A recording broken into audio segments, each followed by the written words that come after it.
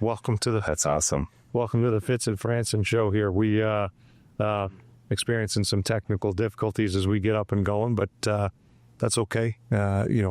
Sales marketing guys know how to adapt and overcome. So we're excited. Jay and I get opportunity every now and again to tap into our network here and bring on some experts in our field. And we're joined today by Mr. Barry Hakes, Polytech up in Minnesota, just down the street from you, right, Jay? Yep. Yeah. Just across town. So we are excited to get an opportunity to talk to Barry a little bit and pick his brain and get him to share some of his experiences and stories and his background. And Barry, I'm also excited that a couple sales guys get to beat up on the marketing guys a little bit today and take some frustration out maybe a little bit as well, too. So, yeah, we'll have some fun with it, man. So appreciate you joining us today. And like I said, we'll have some fun and share some sales experience here. So, Barry, if you don't mind, for those people that listen and tune in to our show, I guess share a little bit about your background and tell the people who you are. Yeah, absolutely. Well, hey everyone, my name is Barry Hakes. I've been with Zimprovement / Polytech of Rochester for the last about 8 years. I kind of come from a different, a variety of sales backgrounds. I've done insurance sales, door-to-door retail sales. Did some different types of recruiting as well before I jumped into this field. And I've been with Polytech of Rochester for 8 years now. Been in the coatings world, done a couple different divisions. We've had different divisions over the years. Deck standing and ceiling, awnings and shade products, Christmas lighting, and then we've done underdecking, we've done stoneworks. So we've had a different array of things over the years. Excited to be here. Definitely looking forward to this opportunity. Awesome.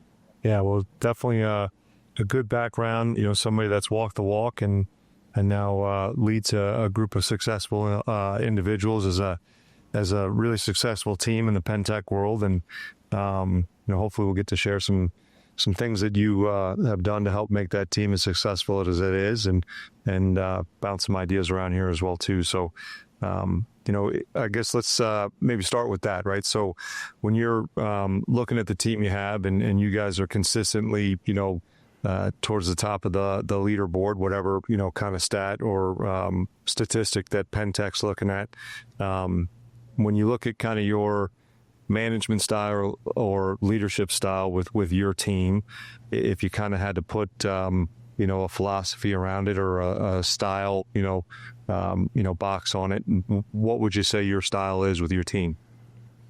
Yeah. I would say, building the team is by far the most important part of the way that I manage my team. So it's taken me quite a while. I mean, for the first few years that I was in the business, it was looking for the right individuals for the team to have long-term players on my team. So, low turnover, trying to get people that are looking for career change, not just a fit-in job scenario where, I'm hiring and firing salespeople every year. And that's not how I wanted to build my team. I wanted people to be here, looking for 10 years plus. And if we're a stepping stone to the next great thing, that's awesome too. But I'm looking for people to put in what I put into it, basically. So get me back what I put into it. So I would say like the most important thing, for my way of recruiting and managing a team is attitude. It takes one virus on a team to they all talk behind your back. They all have group messages going on. They're gonna, that's the way it's gonna go. So it just takes one virus to complain. It brings the rest of the team down. So, my philosophy is definitely fire fast. If you have somebody in your team that's a virus, you got to rip the Band-Aid off. We give every opportunity and every tool in the book to succeed in this business, especially at Polytech of Rochester. And, if they are, you know, having a bad attitude, complaining about things, becoming lead babies, and not putting in the extra effort that we ask of them, they're going to be taken off the team really quickly. And you know, I've had a lot of success in that. A lot of my team has been with me, you know, 4+ years. Very little turnover. It's very rare. You know, if somebody moves, that's pretty much about the time that somebody leaves my team. And so, you know, my management style is, I'm not a micromanager by any means. I like to have people that are self-motivated. I like it so that they kind of treat themselves as their own business. I want them to take a look at, you know, what their overall projections are for the year, where they're sitting at week by week, where they're sitting at month by month, quarter by quarter, and treating it as a business. So if, you know, they want to sell $1.3 million in sales, that's their own little business. And at the end of the day, if I get everyone to treat themselves like they run their own business, that in tune makes our company successful. And I found that to be a great way to kind of individually look at each team member as kind of their own separate little business. Showing them, you know, getting really used to the numbers, NSLI, closing percentage, average ticket, where they're at per week, per month, tracking that data is very, very important. Another thing, you know, on the management side of it is you got to stay consistent. You got to role play. You've got to go out and ride with your team. You know, you've got to be in tune with what they're doing every day.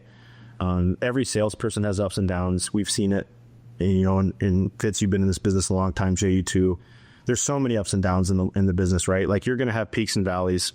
The biggest thing is we're trying not to have crazy peaks and super low valleys. We're trying to keep it in the middle and just go through that way. So if you get somebody that's sliding a little bit, or, you know, they have a 2 or 3 week area where they're just not closing, 99% of the time it's something that they're just subconsciously doing wrong, or they're skipping or they're missing, right? You've had 4 weeks where they sold everything and they think everyone's an ace, and they're going to go in and they're going to take 20 minutes and they're going to sell it guaranteed, right? And they lose sight of it. And so if you don't stay consistent and looking at that every week or every few weeks, then that's where you get your really low valleys. Sure. And so, yeah. So here's a fun question for you. And I think one of the things that, you know, I found from the leaders in our world that I feel are probably the most successful all have a really good ability, maybe sometimes to a fault, of self-evaluation, right? They do a good job. And Barry, you're no different in this. Anytime we wrap up a conversation or a training that you and I have done together, there's usually like a 15-minute conversation, maybe even longer than that, about like, how did we do? What did you think? What'd you like? What could we do better? That kind of thing. So that self-evaluation happens. And I think you do that whether you're with somebody or by yourself. You do a good job of that. So here's a fun question for you. If we polled your people right now and asked them, hey, what's one thing you love about working for Barry? What do you think the common answer would be? I'd say I have their back, they have mine. Okay. So it's kind of a thing I talk to my team about is, I'm going to have your back until you give me a reason not to, right? So if you call me and you are in a pinch or you're in a pickle and something's going wrong and you know, your kid gets sick or whatever, I'm going to jump out. I'm going to go run that 8 a.m. appointment, that 7 p.m. appointment for you. And I'm going to do that on a consistent basis. And they know that, you know, I expect the same from them. I'm going to do exactly what I ask of them to do. So if anything that I'm sitting in the car with them, or sitting at a sales meeting, or sitting on the phone, or having one-on-ones, everything I ask of them, they've seen me do, or they know I'm going to do. So it's not anything that I'm not proving or I have proven.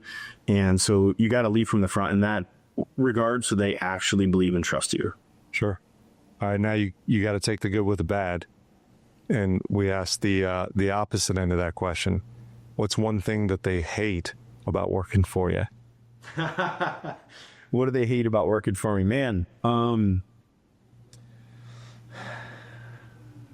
that's a tough one. I'd say I can get a little bit, I wouldn't say pressury, but I can get a little bit focused on, you know, the numbers, right? So pressing, why are we not, like, if we don't have the leads coming in and we're not out getting tons of referrals or self-genning at all, why is that? I beat a dead horse I'd probably say that's probably what they say is I beat a dead horse, right? Like for financing and, you know, when we're making changes, I speak about it all the time. It's pretty much every day, every sales meeting, you know, there's 30 minutes of the same things every single week. I'd probably say that that's something that they would be like, gosh, can we just move on to a different subject? But, you know, it's funny. I had a manager work for me one time who, he came to me, he was frustrated, and it was his first time in leadership in our world. And he was like, you know, I don't understand why they won't do, we told them to do it. They won't do it. And I pulled him aside. I said, sit down, you know, here's a cup of coffee. And I was like, I don't think you understand what you signed up for.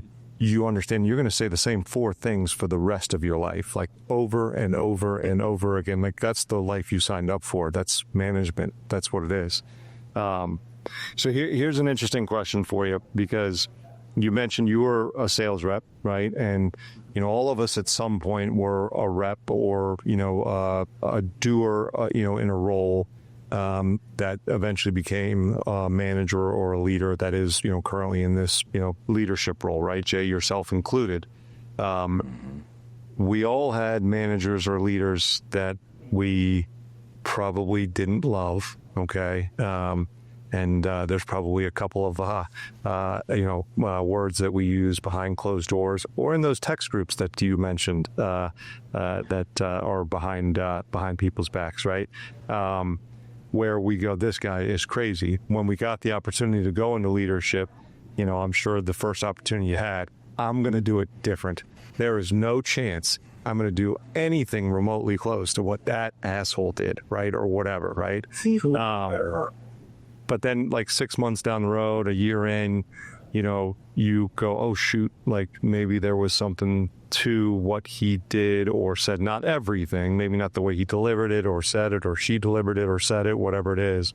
Was there anything like that in your kind of progression as a leader, like when you first got into it, where you realized like, hey, maybe there was a method to the madness and like, I can't do it the way I wanted to do it because I have to have do you have an example like that? Yeah, absolutely. I'm notorious for not being a reports guy. I constantly look at the numbers. Every day, you know, I know exactly where we're at with everything, but sending a report is not my specialty. Hold on, wait a minute. A sales guy is not good at like, yeah. That's weird. Surprise, huh? Surprise. Yeah, wow. So, when I first started, John, you know, and you guys know John well, he's a reports guy. He's a very, very much a reports guy. Consistent reports every day, every week. And you know, when I first got into the management role and you know, coaching my team by the numbers was not what I thought I was going to do.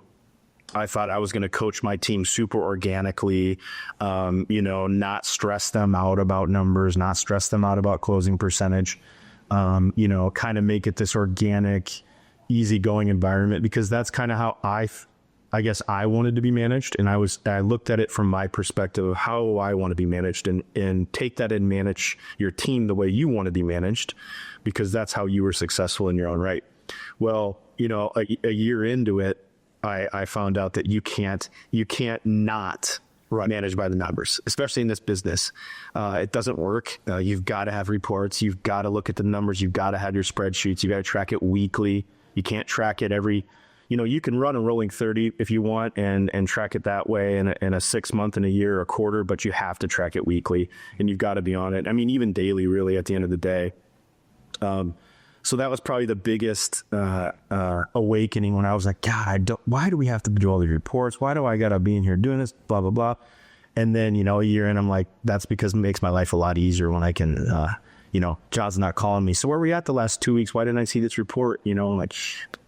So, yeah. And I mean, it's, you know, those conversations you have with your people there's no surprises at that point too, for that, right? When you have to have a difficult conversation, it's so much more difficult when it's out of the blue 6 months in, and you haven't had, you know, kind of the breadcrumbs of difficult conversations daily, weekly, And then all of a sudden it's 6 months and it's like, hey, this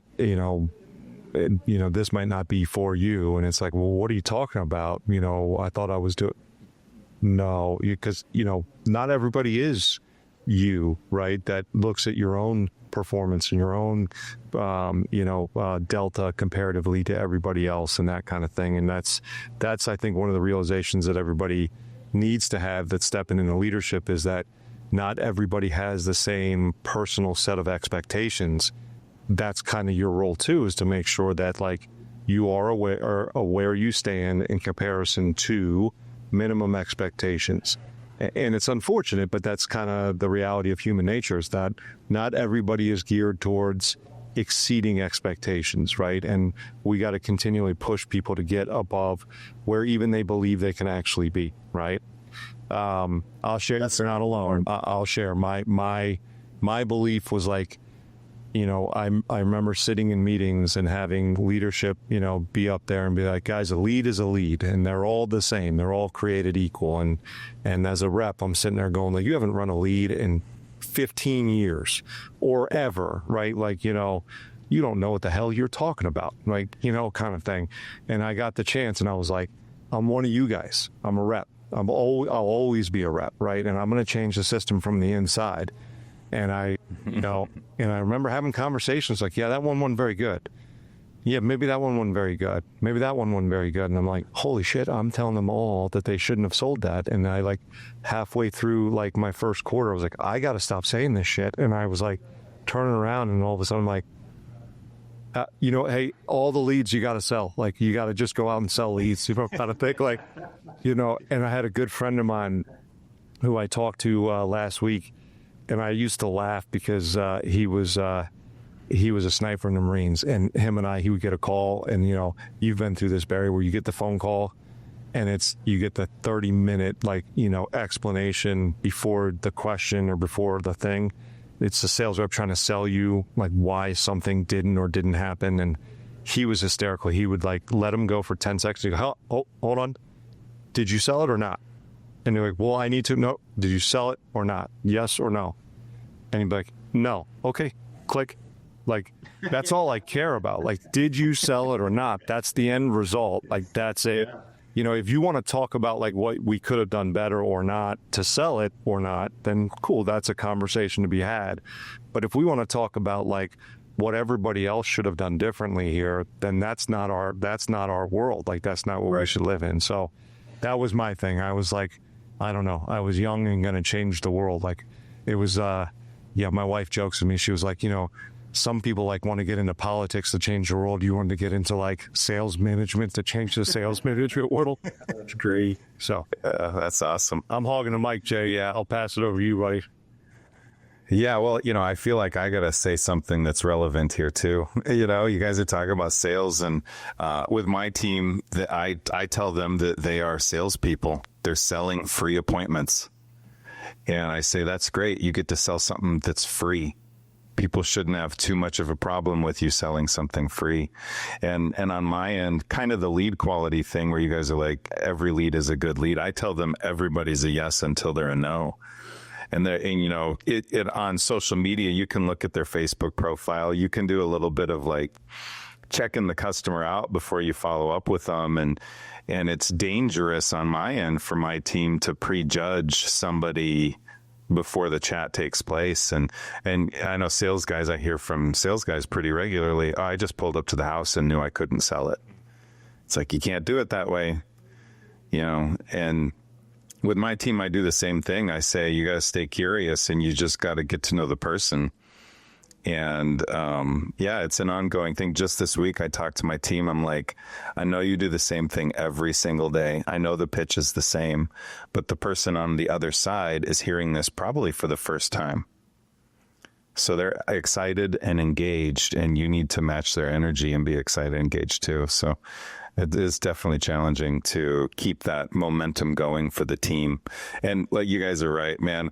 I did the same thing when I started managing. I'm like, you know what? I'm self-led. I've got high responsibility. I just take care of my work. And then I realize I have a team that needs me to lead them. They're not all just like me. And so I then started building systems to encourage them, to support them, to offer a feedback loop, started doing a lot of things that I never wanted to do. Because I was an employee for a long time where I sat in the back of the room at meetings and just kind of, downplayed anything that the manager had to say from the front of the room. And now I'm sitting at the front of the room saying the exact same stuff they are. It's like, oh, I get it now. No doubt.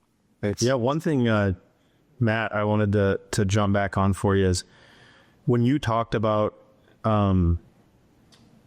when you go to somebody and you haven't shown them numbers for 6 months and you're having that conversation of they're not performing, that's one of the biggest pieces of advice I would give to a sales manager is when you go to have a tough conversation with your salesperson, they should know it's coming.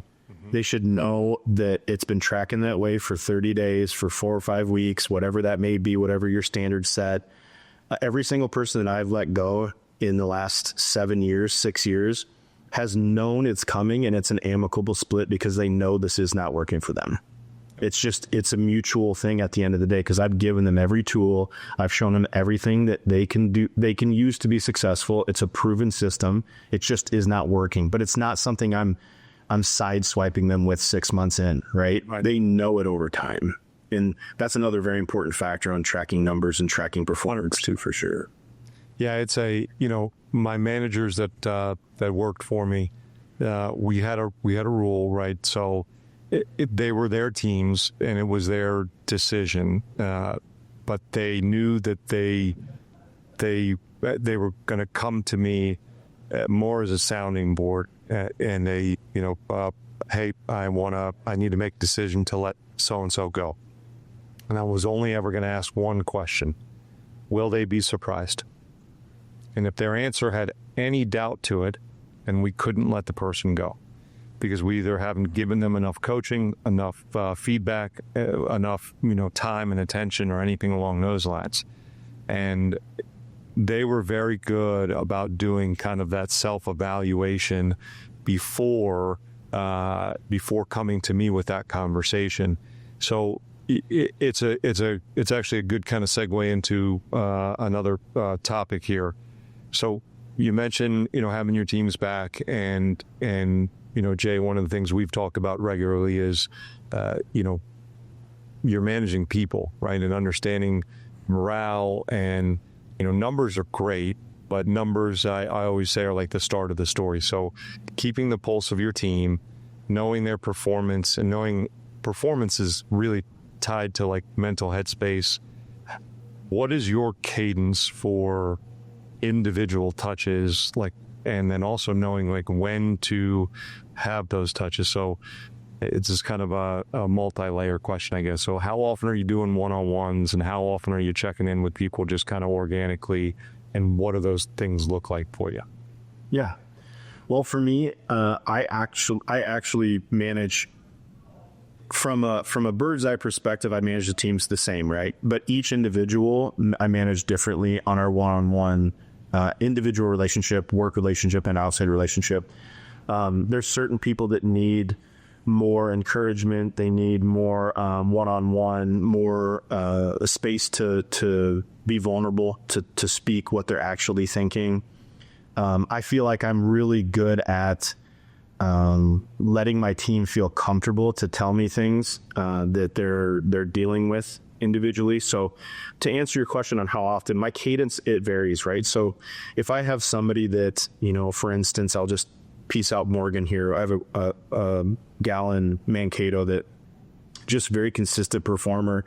And, her and I speak we speak every week, but we don't have in-depth sit down one-on-one conversations to see where her head's at, where she's feeling in the space. She might be more of every other week or every 3 weeks type of scenario where we're going to have a one-on-one in-depth conversation or sit down. And then I've got other people on my team that it's every other day, every 2-3 days, that we're having, deeper conversations. We're talking more about where they're at mentally, where they're at with clients inside of, kind of self-evaluating how they're doing at home. They're a little bit more particular in themselves. They nitpick themselves a little bit more than the others.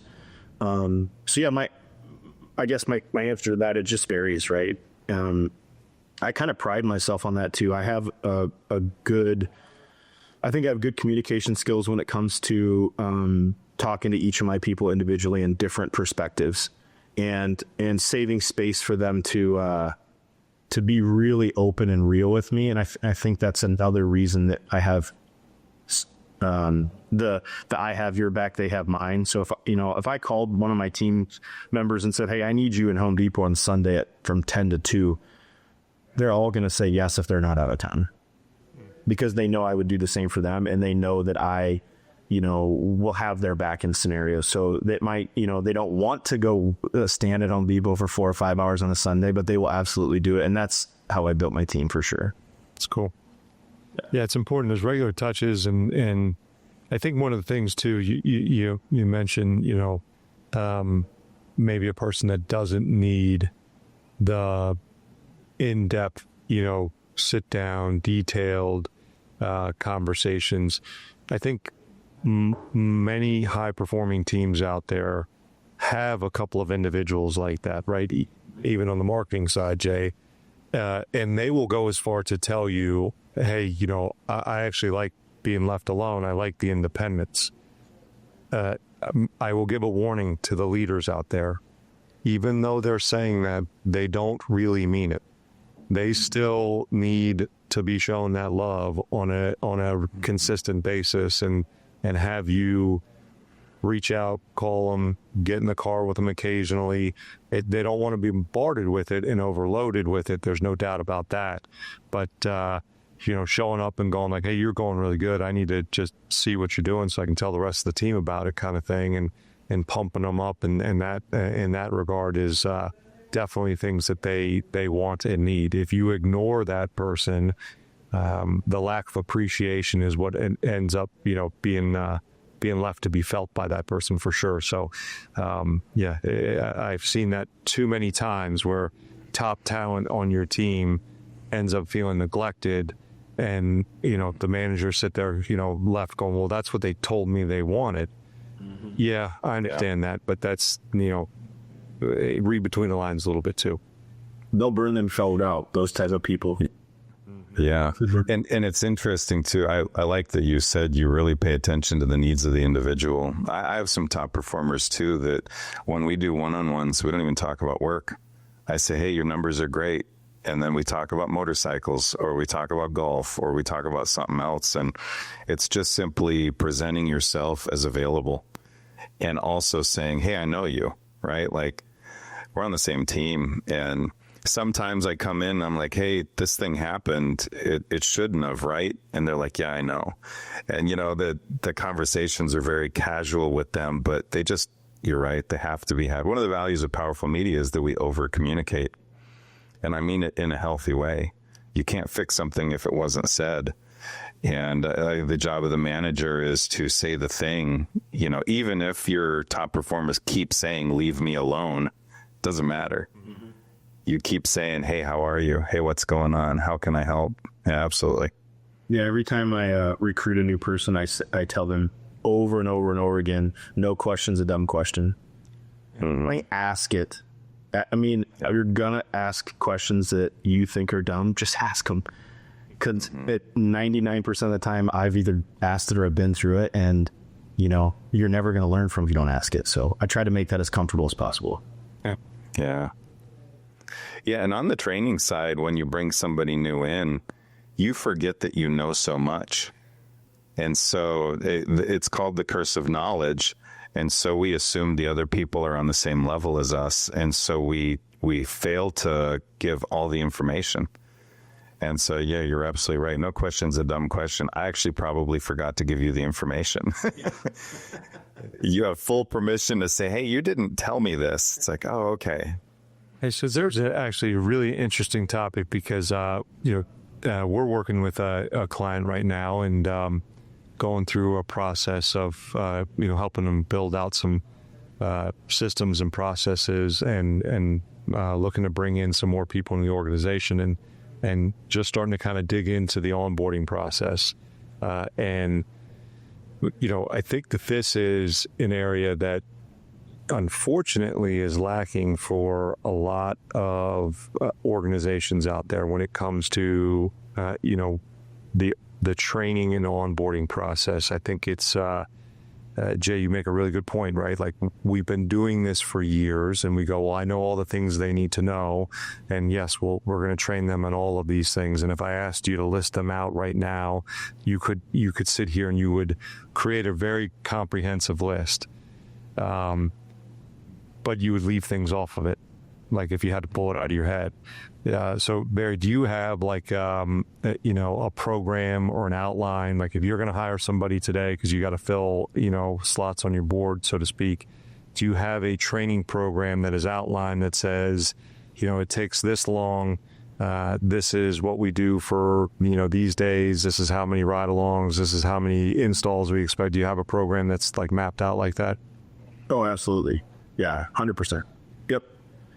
Yep, we have to. Like Jay said, we'll skip steps. You would skip steps. I mean, if you don't have a program outlined or a thing to go off of, a guidance that you've built over time, then you're missing out for sure. You're not setting the person up for success and you're wasting your time.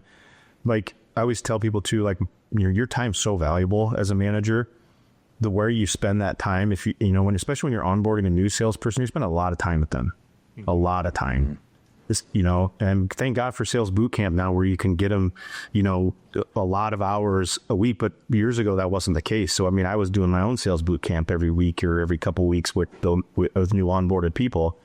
And so, it's so important. I can't stress that enough for sure. Yeah, I think if you're, if you're listening to this and you don't have an actual like calendar of, day one, we do these things. Day two, we do these things. And day three, we send them out in the field to do an install, ride along. And then, day four is this. And then we send them out on an actual appointment with the sales reps that are in the field. Like, you have to have it mapped out. The day in the life of a sales manager is, there's so many things that come up that are going to shift best plans, that you have for that day, that will take priority away from the person that's sitting in front of you. The message that you're sending to somebody that just put their entire family in your hands is that they don't matter. And that's not setting a good precedent for the rest of their career. At the beginning of our conversation, Barry, you mentioned you're hiring people to hopefully be here for the next 10 years. You're not sending a great message that you care about them being here for 2 days. That's not a good start, right? So, I know, Barry's always open to share, things. And if you were to reach out to him, I'm sure he would, walk you through their program. And it probably isn't different information, but just laying it out and having it written down, give it to them. Right? If you don't give it to them on day one and go like, hey, here's what we're going to be doing for the next 2 weeks.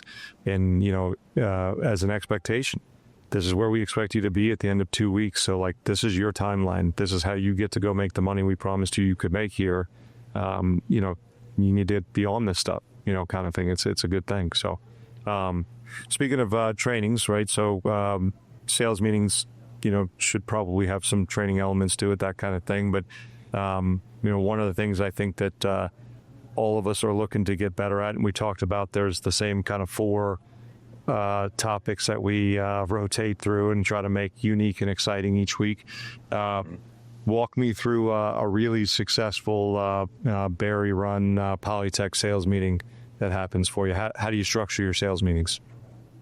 Yeah, I mean, we kind of have a different agenda every week, but the same few things are always there every week, right? So I always check in with my production team. Anything that they have that they need addressed in the sales meeting, I have that on the agenda. I'm going to have the numbers on the agenda, how we're performing the last week, rolling for year to date. We're going to do some sort of role play of some kind, whether that's best practices, finding something that's, our team's really good at sharing.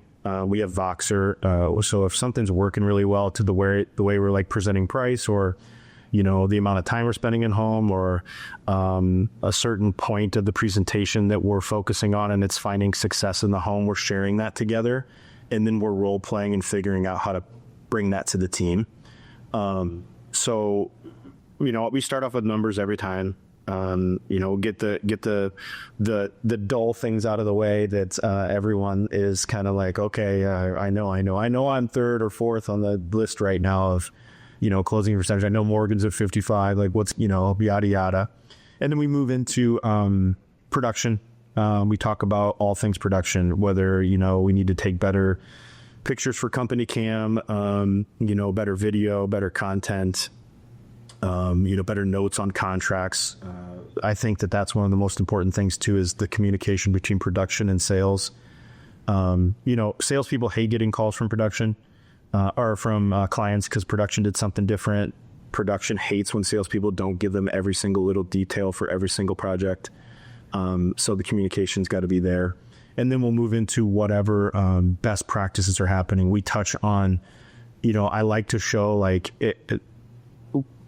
if you spend, like I'll talk about if you guys, how much time will be spending in the home, right? What's your last 10 appointments been like? What are your last 8 appointments? What's your average amount of time spent in the home? And they're like, well, I had 2 no demos. One guy that was home by himself, his wife called and she's the one that set the appointment up, and he didn't have time for me, so I spent this much time. And I'm like, okay, I don't really care about that. How much time would you say you've averaged the last 10 or 8 to 10 appointments? And the people that tell me they've averaged an hour, they've sold. It's just, even if they've had 2 no demos, and even if they've had a one-legger that told them they didn't, even set the appointment. So every week I'm constantly like a broken record telling them, and I've been big on this the last like 6 months to a year. I wasn't huge on it before, but it's been more and more as I'd say the value of, if somebody lets you sit in their home for an hour or more, your chances of closing that job go up exponentially. In I talk a lot about too in my sales meetings is, I bring this up all the time. You guys, you got to remember, we're not estimators. We're literally there to give a masterful presentation. We're design consultants for a reason. We're not there to give an estimate. Mm-hmm. Every other concrete coating company can come in and run 6 appointments a day and give estimates and sell it for cheap and do whatever they're going to do. That's not us. We're going to give you 3 quality at bats, maybe 4 if you're, if we're really, really booked. And your job is to spend the time giving them exactly what we teach you to give them. And that's a masterful presentation. And, those are just like, my typical sales meeting lasts about an hour.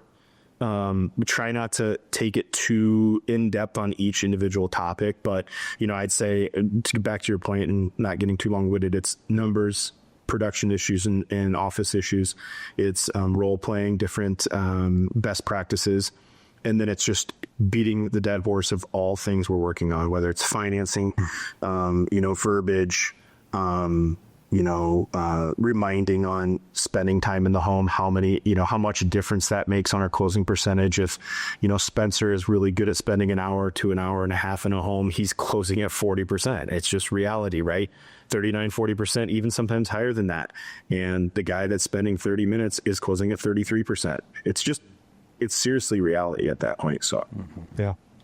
One of the things I will encourage any sales leader out there to think about when you're putting together your sales meeting is you have to take your NSLI and multiply it by the number of sales reps you have, right? Add that take that number, and you're taking that many salespeople off of your board.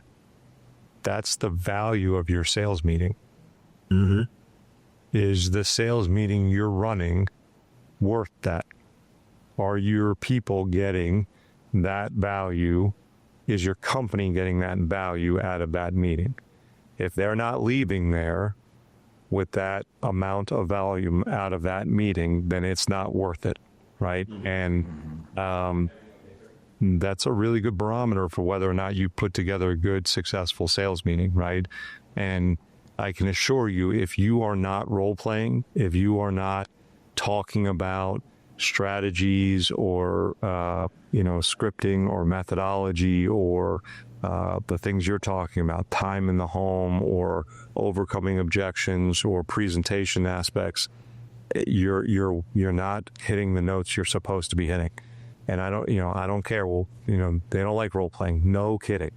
Right? Like, go do it, right? You got to do it. Major League Baseball players still hit off the tee, right? NBA players shoot free throws. Like they got to do those things consistently to stay at the top of their game. Why are we any different? We have to do those things consistently. So, you got an hour-long meeting, 15, 20 minutes of it is the housekeeping stuff. The rest of it is let's sharpen our tools and get in the gym and make sure we're ready to go going into the appointments this afternoon and through the rest of this week here. That absolutely has got to be part of your game. And again, at the end of each meeting, that we're running, if you got other managers on your team or other leaders that are sitting in it, it's a really great question to ask. Was it worth X number of dollars? And if the answer is no, got to do better next week, period. So it's a good one. Jay, what other questions we got here for Barry? I know we're running here to end of time, Matt, so I don't want to keep us over, but I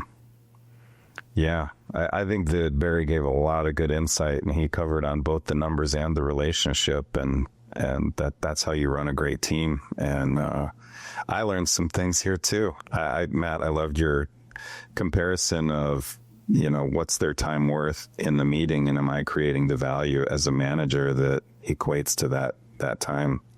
So I think we covered a lot. I think if anybody's curious about Barry, like you already said, he likes to take a phone call or a Voxer, and happy to help. And in the Pentech network, it's one of the things that Fitz and I like about this place is we realize that if I can help you win, we both win. And so it's a pretty open network, willing to offer, secrets and tips and tricks. And so if anybody has more questions, if our audience has some questions for Barry or wants us to follow up with him on anything, let us know. Reach out on socials or other places that we're at. So, I think we can call this a wrap. It was a great meeting. Barry, thanks for showing up. Thanks for taking the time to talk to our audience. And you're running a great team. Thank you. Anytime, guys. I appreciate you, brother. I'm happy to be here. You got a minute left. One tap in marketing before you go. Yeah. Oh, yeah. That's why I had to cut it. Be like, no, get it. I want both homeowners there every single time, and I want an hour and a half. Appreciate you, brother. Thanks for joining us, man. Yeah. We'll see you. All right. Till next. See you, Barry.